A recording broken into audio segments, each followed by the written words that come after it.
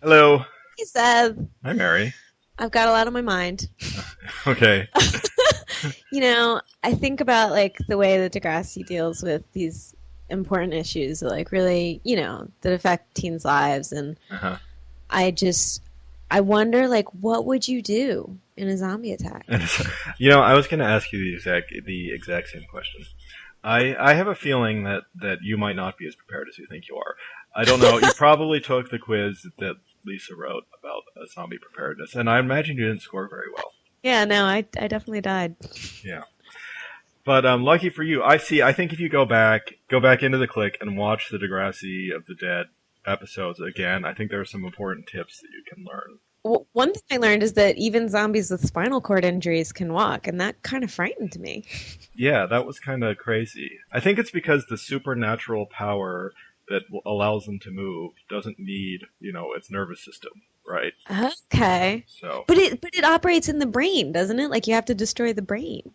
I think that depends on which zombie guide you're looking at. If you're using the Night of the Living Dead, then yeah. The zombie guide I want to use is the one that works and will protect me from zombies. Let me just be clear on that. Okay, I think that's a smart move. I think the key piece of information I learned is that you need to get, when you take your dog to the vet and they have take a growth off its leg or something and they put one of those giant funnel collars over its head, right?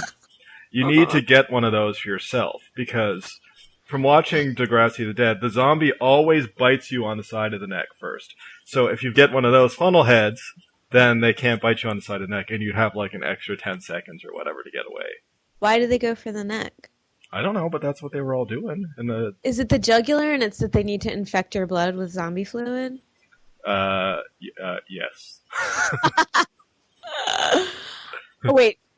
I saw something hilarious on the message boards where somebody, they were talking about how like Manny saves the world, and this one girl says her username's Caravfan29. Okay, anyway, Caravfan29 says, however, I do think Peter will be the only one living in the end. After all, virgins never die. Oh, ouch. That's rough. Well, I think the question that one always has to, because I'm here to help you, Mary. I'm here to help you survive the inevitable zombie onslaught that we're all going to experience. The important questions you have to ask yourself, and some of these were in that quiz, are what would you do if your friend became a zombie, or more importantly, what would you do if I became a zombie? Can you imagine the zombie podcast? Actually, that'll be good because I could at some point be a zombie and just be podcasting because of it's like in Dawn of the Dead where all the zombies go to the mall just because it's what they know. It's like I could just be podcasting and be on there, brains. And if that happens, then I know yeah. to go get a shotgun and get you in the head, right? That's what I do. Or do I throw a CD? Wait a second. I actually, now that I think about it, I don't want to have any signal that ends with you getting a shotgun and blowing my head off because you could easily get confused. So how about this? How about if that happens, you can call the local zombie patrol and ask them to check in on me. How's that? Call the ZBI or whatever they're called. The ZIA. The ZIA. Here's another important question. What would you do if your dog became a zombie? Because dogs could become zombies too. You just broke my head. I don't know. See, these are the questions you have to think of in advance. Because I think I would hold out for a cure, Like you, I would shoot in the head, but my dog.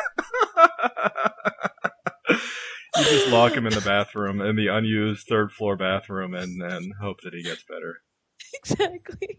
I would wait for the stem cell cure for zombieism. Yeah, see, that's not going to happen because all the scientists will be zombies, and the zombie scientists aren't very good.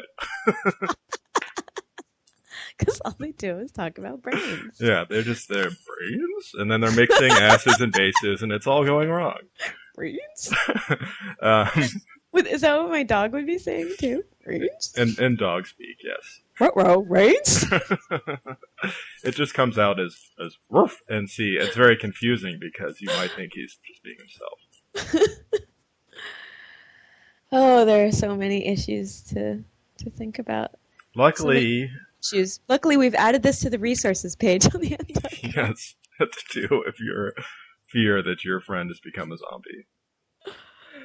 luckily, I was going to say, luckily we have Cassie Steele, who nearly saved the world from the zombies, and Yeah, very nearly. we can I ask thought she her was gonna those. live.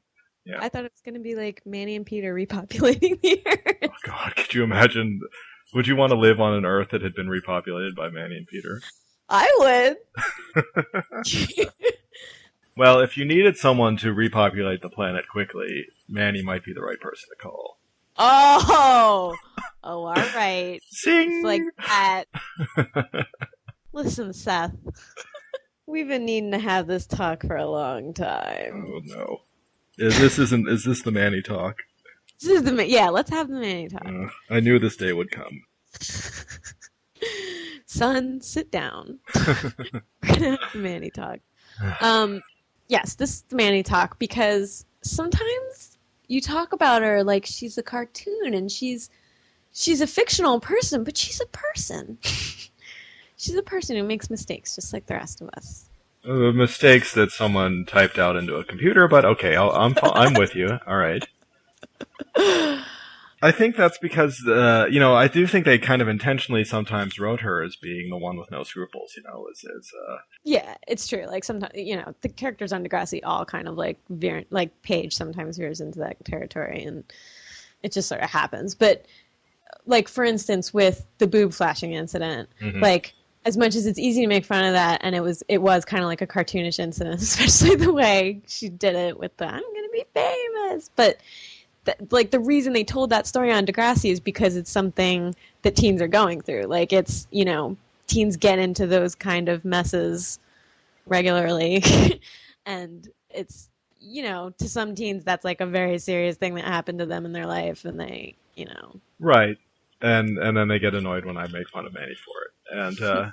And I can understand them being annoyed by that. But again, Manny's fictional, and the rules were off for fictional characters. But the truth is, if you're gonna get drunk and flash your boobs to a strange guy with a video camera, you gotta be prepared for what people are gonna say about it. And that's the way things kind of work. That is true. I also kind of like knowing you in real life and knowing what a gentleman you are. I know that if I ever got drunk at an office party and flashed my boobs, you would be a gentleman about it, and you would not make fun of me in The Insider, right? Because I'm not a fictional character. What do you mean if?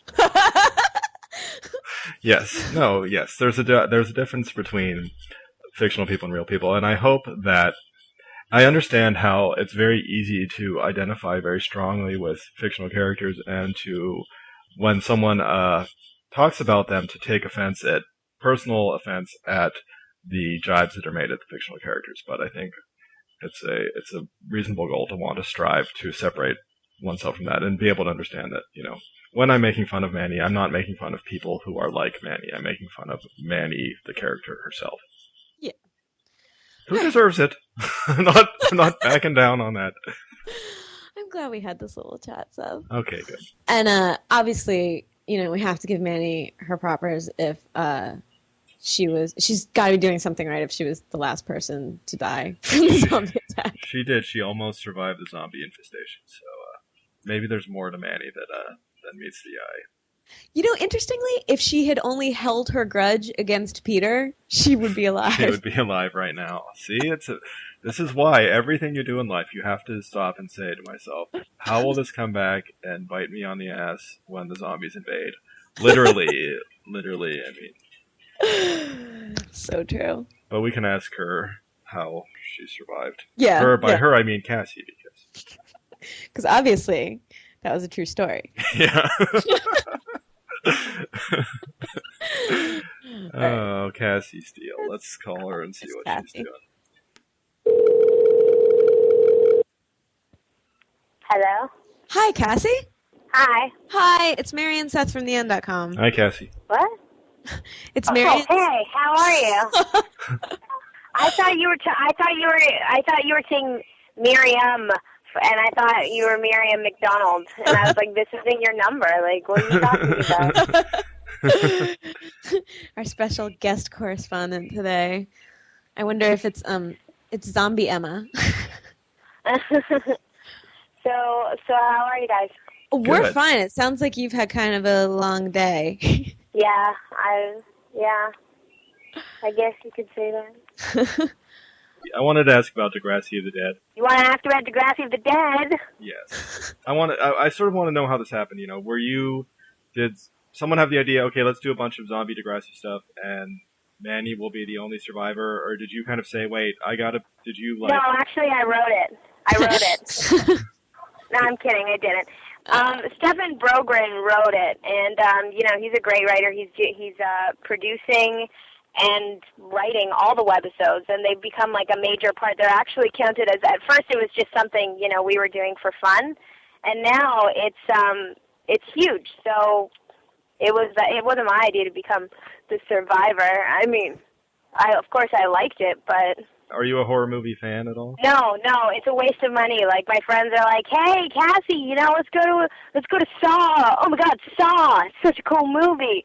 And I'm like, yeah, all right, cool. And so we go in the theater, and I'm literally like under my jacket the entire time. Like, it's a waste of money. Like, I start like, I've never twiddled my thumbs before, but it was a twiddle catastrophe. A twiddle catastrophe. Yeah, I'm serious. What would you do in real life if your friend became a zombie? Whoa, I'd say we can't be friends anymore. I'm sorry. A strict no undead friend rule. I think that's... Yeah, I don't have any undead on my friend list. I mean, that's just, it's not that I'm against that or anything, but, it's just kind of, when it puts my safety at risk, it's just, it's a negative relationship. Would you kill them though? Would you kill their brains, or would you hold out hope for a cure? Maybe I'd hold out for a cure, or if like they were stalking me, or really wanted to go out, then I'd just hire someone like Buffy, or like that Resident Evil girl. That's smart. So you know what? This friend is undead, and they're really bothering me. They just can't take the hint. I need you to kill their brain, as Mary said. To kill their brain. Wait, was there anyone on the cast who is a total like horror movie fanatic who was like having way more fun than everyone else with this? Jamie was pretty scary. I mean, like when he yells, it's so frightening because he's such a skinny kid, and then when he like throws us. Do you remember the part where he's in the tunnel and he throws us the keys when we think he's being eaten? Right. He just yelled like so hard, and I guess I don't know if you can tell, but it just like scared everybody upset. Like the boom dropped, and like it was crazy. It was wacky. Were the zombies were they just a bunch of extras? They just got extras to come in and dress up as zombies? Yeah, we just told them don't shower for a couple days and come to set. Right. So they didn't even need makeup. Extras. They just used the regular Oda background. We heard from Shanae recently that A, you're a really good cook, B, you recently became a vegetarian, and C, you guys just had Thanksgiving, which we haven't had yet. So how was your Thanksgiving? Did you make anything? What did you do about the turkey situation? Well, I had Thanksgiving up at my boyfriend's cottage. And his mom made me an omelet. And I didn't cook anything, but I just turned vegetarian, actually, in January. So on Christmas, actually, I cooked a turkey. And right now I'm focusing on perfecting my desserts. Ooh. Like cherry chocolate bread pudding or pies. I like making pies. Right. Do you make your own crusts for your pies? Yes, I do. I don't believe in the doughboy. Nice. That's hardcore stuff. Yeah. So how do you get your flakes in there? How do you, what's your strategy? How do I get the flaky crust? Yeah. Okay, well, you have to the trick is that when you're mixing the butter in the crust, it's cold. It's basically, and you cut it into squares, and then you need basically smush the butter into the flour with your fingers, so it's not fully, like, you don't mix it with a beater or anything. So when you cook it, you have those little pieces of butter that melt, and they make those crispy crisps or whatever. You like to call them those flaky flakes. Right. The flaky flakes, like the horsey horse. I have one question from a user that she sent in like a million years ago, hoping that we would get to talk to you soon. Her name is Polar Kitty, and she wants to know who your favorite guy was on Degrassi to date. Which was your favorite romance storyline to do? Oh, I think Craig was. Definitely Craig. I mean, like, he was such, like, JT was kind of a friend turned into a boyfriend. And then, you know, I just felt like Craig, the romance with Craig was so truthful, like it was so real to me, and it was just really fun working with, you know, Melissa and Jake, and the storyline just was very natural. Like, we all had great chemistry on screen, and it was, I thought it was one of the greatest, like, love triangles we've had in Degrassi, if I do say so myself. I agree. All right, so what are you up to for the rest of the day? You just sound like the busiest girl on earth. What's going on? Okay, well, I'm going to go get these Christian Louboutin shoes. I know. Like, I was like, I'm never gonna get Louboutin shoes. Oh my God!